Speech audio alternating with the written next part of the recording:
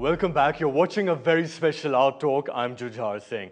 We have the founder of the Art of Living, Sri Ravi Shankar, in his ashram in Bangalore with us.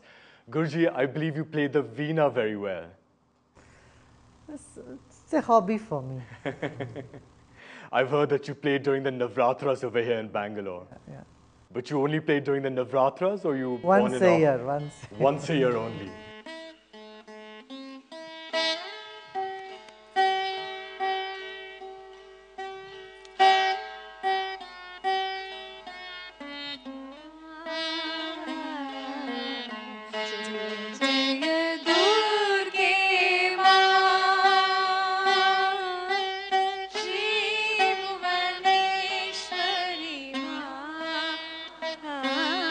How and when did you start doing it and learning it? From my childhood, my mother was a very good Veena player.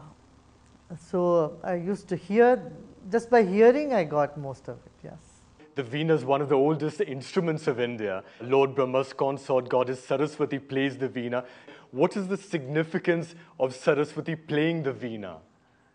See, Veena is like our human body, and there are 24 reeds into it. Like we have 24 vertebrae, the reed ki haddi mein. So Veena has those 24, and the 4 strings, main 4 strings and 3 strings for tala. So 7 altogether. We have sapta dhatu, the 7 dhatus form our body. So Veena is correlated with our body. And if it's tuned properly, music comes out of it. Similarly, if life is tuned well,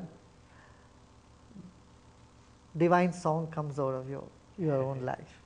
What is the sound of the universe? Because we hear there's a sound in the universe, outer space, there's a certain resonance over there. What is Correct. that? This is also called the one hand clapping, the primordial sound. That is Om. Om. Aum. Auma. You know, it was very interesting when I heard a scientist in Boston telling me,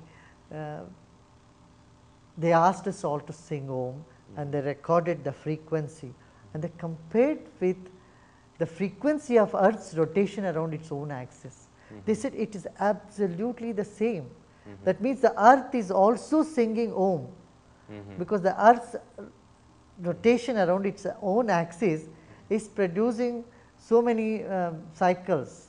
You know, in the computer, they when they recorded Om, they found that Om, the complete sound, what we have been claiming from ages. Om is part of Hinduism, Buddhism, Sikhism, Jainism, Shintoism, Taoism.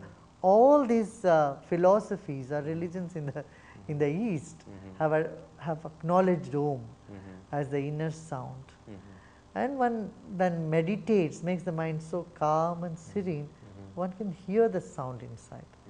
It's just interesting because you were mentioning how in Boston they've acknowledged that. I remember many years ago actually seeing a documentary in Paris also, and it was done by foreign scholars, and they also came to the same conclusion that the hum is of Om in outer space. Correct. Outer space.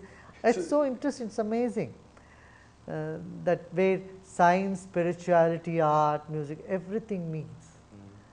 And that is truth, that is reality. So Guruji, how should one be actually chanting Om for maximum body and mental benefit? Ma, all 3 letters should be given equal importance. Om, like that. And so it shouldn't just be Om, it should be more like AUM. Yeah, correct. Om. What are the physical and mental benefits of chanting Om? Om chanting has so many benefits. First and foremost, it calms down the mind, then the prana level goes up. And third is pranayama, sort of pranayama happens if you sit quietly, take a deep breath and chant Om. But everything should be done with a proper guidance, and with not that you sit and go on chanting Om the whole day. That's also no good. But why is that? See, whether music or chanting or rational thinking, there should be a balance. If someone goes on listening to music all the time, the logical aspect of mind goes to the background. See, they are unable to count later on, you know, they can't do a simple calculation, but they have been singing all the time. Yeah. So we need to bring the balance in the mind between the right brain and the left brain. No one brain should be over dominant. Well, you know, Guruji, in the last few minutes, you brought out this very deep connection between music, dance, and the arts and spirituality. It sort of makes it obvious why spiritual organizations like the Art of Living lay so much emphasis on the arts and on music. Yes, and I also believe in a lot of people sitting together and singing. Usually artists, they do their own thing, but chorus is not so much a language of this country, at least in the past. I wanted about 1,000 sitarists to come together and play together. You've actually done that. Yeah, when I first moted the idea, all the sitar maestros, they said, it's impossible. They said, not possible. But I said, no, we want to do it. You know?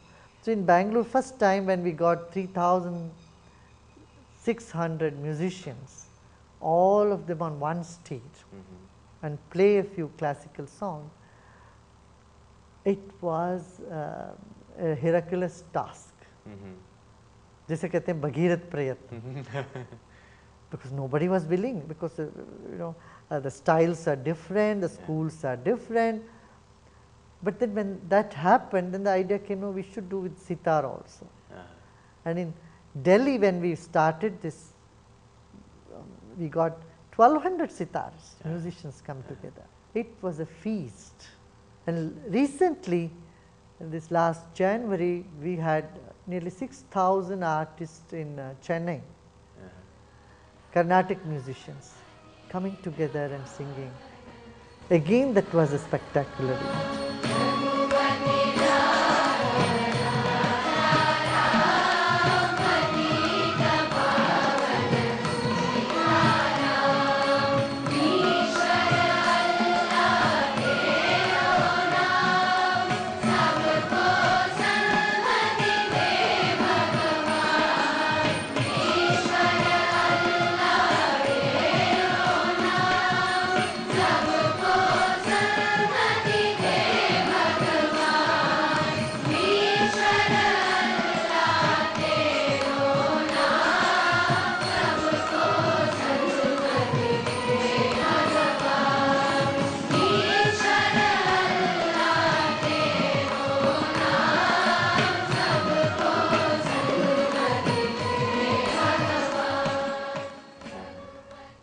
So this gave a new dimension to classical singing. Usually people think, you know, more people go only for rocks music or Western music.